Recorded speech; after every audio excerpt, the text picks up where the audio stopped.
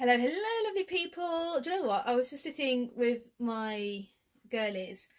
I thought, oh my god, I haven't done my live today. So here I am on. I think today is F, I believe. Oh, it's really bad lighting today.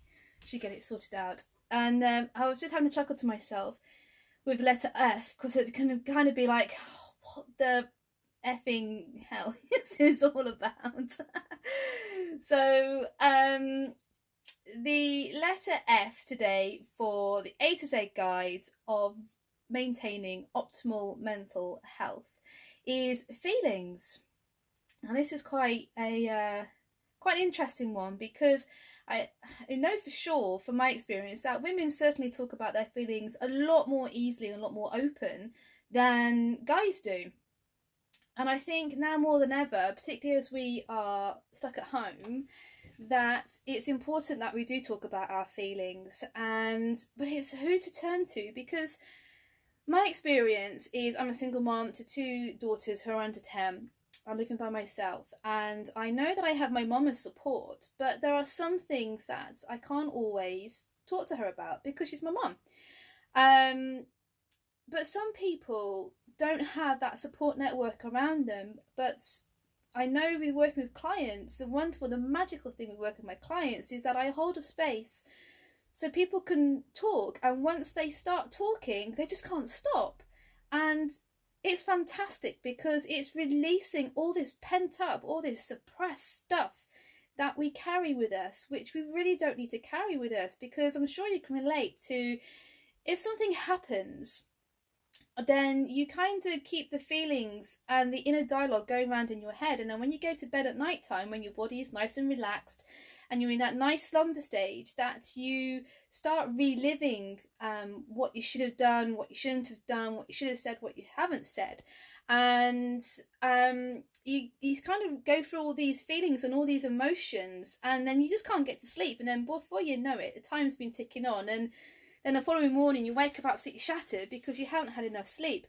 But so different ways of dealing with it is either to talk to somebody that you can trust, and or journaling it, which will be something else that I'll be talking about at another time.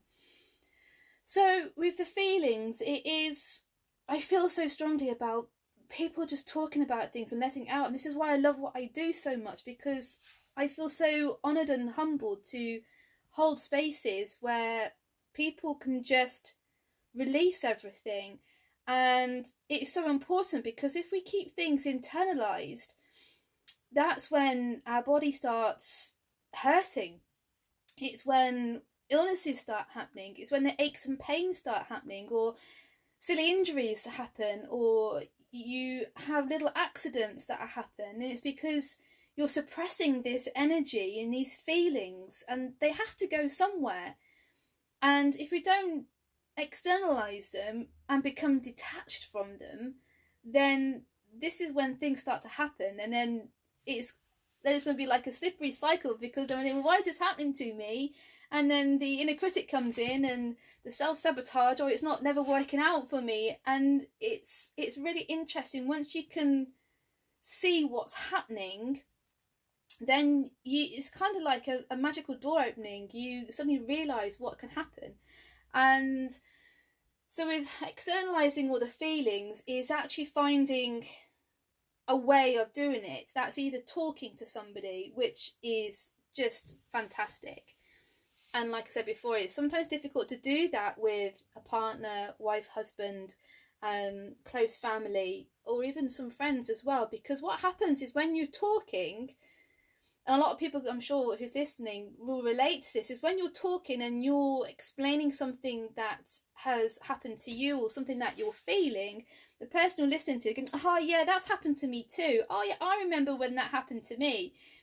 And that doesn't help you. That doesn't do you any good whatsoever. You just need to have somebody who will just listen.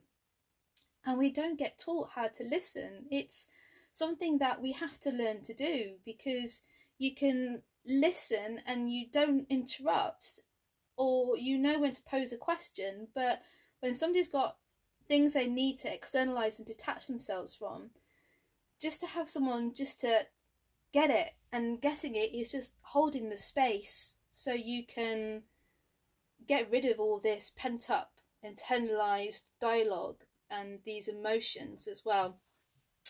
And sometimes there's a couple of schools of thought about having a good cry.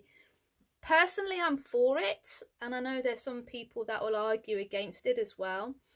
But there are different ways of doing it, and there's things that we teach the children. I certainly teach my children is when they have a lot of pent up emotions and feelings, and children especially, particularly if they're under 10, they don't know how to put it into dialogue. They don't know how to explain it. They don't know how to articulate what's going on inside them and what they're actually feeling.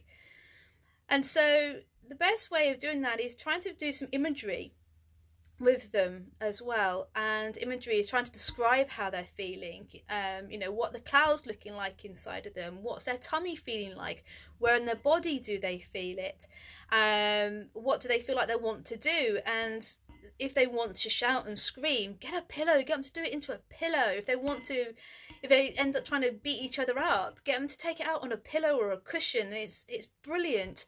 And then they just end up laughing, because if you do it with them as well, they end up laughing, and laughing is just the best tonic ever. Even when you don't feel like it, if you just laugh, and then you just can't help but laugh anyway, which is just great fun as well.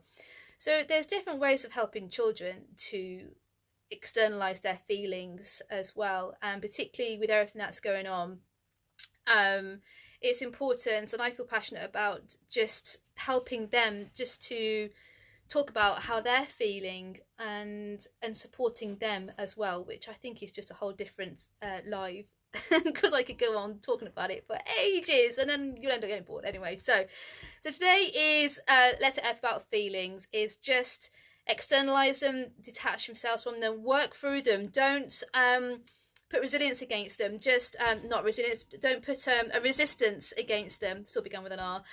Don't resist them, allow them to flow, don't suppress them, and just be easy on yourself. You're human at the end of the day. Just be easy. If you're having a down day and you feel rubbish, that's okay. It is absolutely okay. There's a lot of stuff happening energetically in the world right now, and for people who are aware, spiritually minded, will get this. There is a lot of stuff going on, coinciding with new moons and full moons as well, which again is a whole different topic. Anyway, if anyone is interested, then let me know. I'm more than happy to talk about it as well. So this is quite a long one today, but thank you so much for listening. I really appreciate it. Again, if there's any questions, then please comment below. More than happy, or you can private message me, have a chat. But you're not alone. You are doing brilliantly, and I'm loving doing this. And this is crazy hair day today. So happy Saturday wherever you are, whatever you're doing, and sending you lots and lots of love. Bye for now.